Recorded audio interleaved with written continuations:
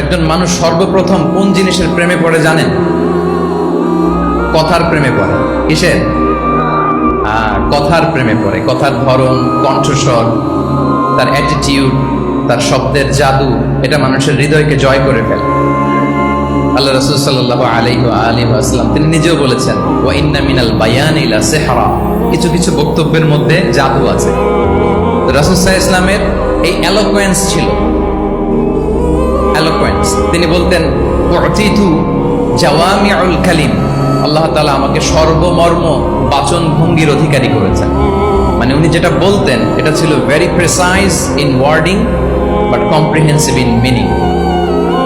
Precise in wording, শব্দের বিবেচনা এটা খুবই precise and clear, but comprehensive in meaning, এটার যে দোতনা, এটার যে appeal to the heart of the people, to the heart of the listener, এটা অসাধারণ, মানুষের হৃদয়কে জয় করে ফেলতো। আল্লাহু আকবার।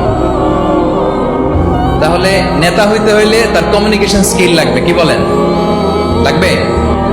এখন নেতা আসছে, উনি বক্তব্য করতে পারতেছে না, তাহলে কি নেতা হইতে পারবে? পারবে না। তাহলে পাবলিক স্পিকিং, কমিউনিকেশন স্কিল, এটা ইটস এ মাস্ট, এটা নেতার লাগবে।